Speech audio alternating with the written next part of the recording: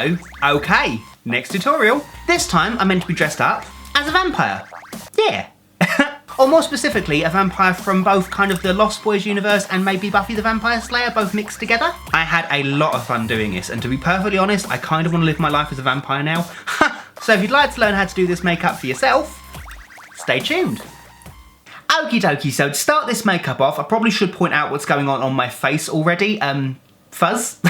I've never actually done a tutorial before where I haven't shaved beforehand, so I thought I would try something different. I wanted to go for a little bit more of a scruffy character, so hopefully this isn't too off-putting.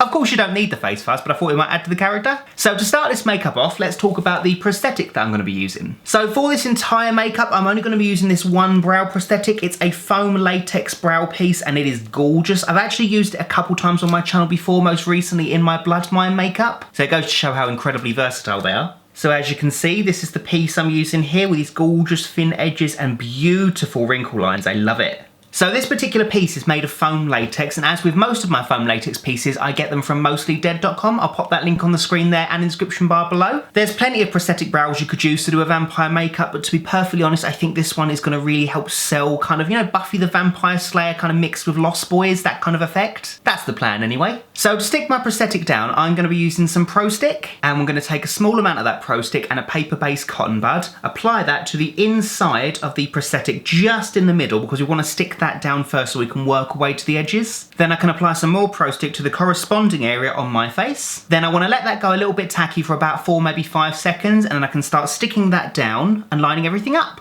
We then apply some more of the adhesive going away from the prosthetic until we get to the edges.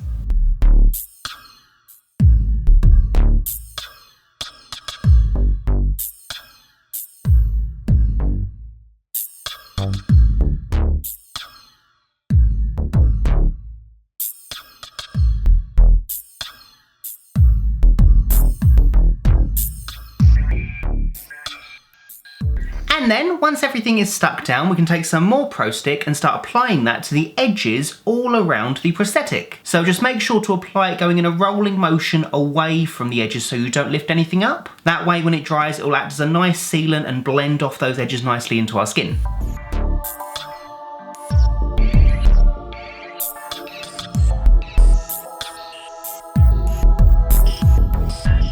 So whilst the adhesive is drying, I can talk to you all about the colours I'm going to be using for the foundation. You could use almost anything for this particular look. You could use watercolours, you could use creams, you could probably use foundation to be honest if you layer it up enough, but for this look I'm going to be using some alcohol activated colours just because I really like the translucency and you can layer up the colours and get some nice bruising effects going on. So these are just colours that are activated with 99% alcohol as opposed to water, and the palette that I'm going to be using is Skin Illustrator's American Horror, just because it's got some nice bruising tones in there and some nice flesh colours, and I think this palette should be able to do the entire look. So I'm going to start off with this really nice deep red and I'm going to colour that all over the prosthetic itself and then dab it around the area.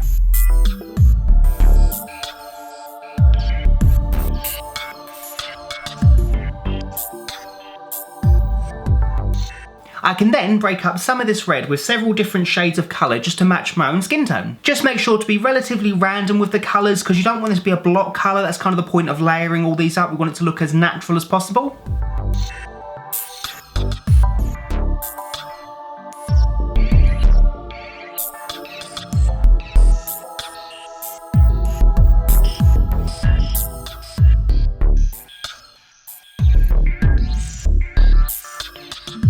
I'm also just continuing some of the warmer layers just below my eyes as well, just to taper that colour off so that there's no abrupt edge where you can clearly see the skin stops and makeup starts, if that makes sense. Then before I do anything else to the foundation, I'm going to start colouring in the eye area. So I'm going to take my Make Up For Ever Flash palette and use the red cream from that palette to apply it over my eyelids and underneath.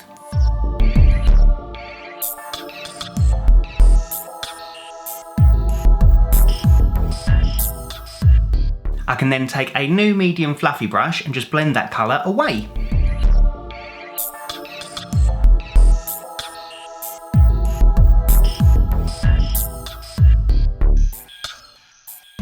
So then I'm going to take a black eyeshadow, this one's by Sugarpill in Bulletproof, and I'm just going to apply that really lightly underneath the eyes and in the corners going slightly upwards.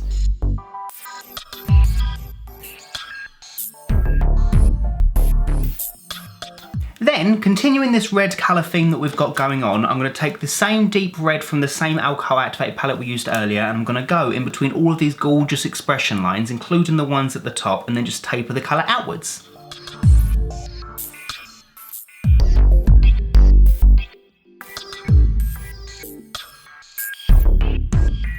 Then to darken up my temples, I'm going to take the black cream from the Make Up For Ever Flash palette and just apply that just in the ridge and then blend that colour away.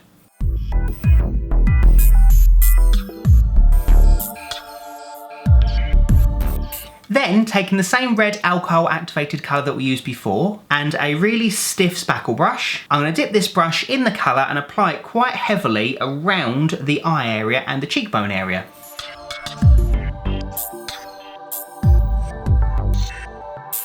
Okie dokie, so sorry to skip ahead there for a sec, but I've just painted my ears and my neck using the same technique that I applied on the top of the face, so I went in with the red layer first and then layered up different tones after that. Then I'm just going to take the Make Up For Ever black cream and I'm just going to apply that on the brow furrow going downwards, just so I can darken that area up a little bit.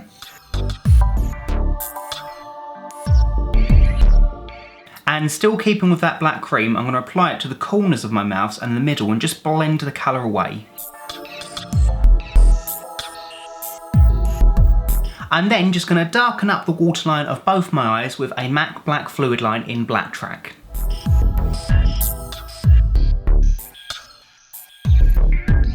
So there we are. So all that's left for me to do now really is to pop in some contact lenses, pop on a costume, sort out my hair, and we'll see what it looks like.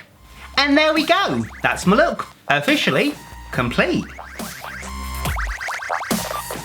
So I finished off the look by popping in 2 vampire fangs, which I actually got a long time ago now, but you can get them off websites like eBay and Amazon. I popped in 2 white contact lenses with a black ring around the edge that I got from camoeyes.com. I'll pop that link in the description bar below. The costume that I popped on, I actually think I got from Hot Topic about 15 years ago now. I just think it's really awesome, especially with the buckles and the chains and the straps. I just think it goes really well with the look. And yeah, so that's my makeup tutorial. I really hope you all enjoyed it. I know it's relatively simple, but I'm trying to do a few more simple-esque makeups this spooky season, just so more people have different chances at recreating different makeups depending on level of skill. Plus, it's been about maybe 6 or 7 years since my last vampire makeup, so I thought it might be fun to see if I can improve on my last one and maybe revamp it. Tried to say that without laughing. Revamp. And yeah, so that's my makeup tutorial. I really hope you all enjoyed it. If you did like it, you know what to do. Like, comment, subscribe and all that jazz. And yeah, so until next time, bye fluffies!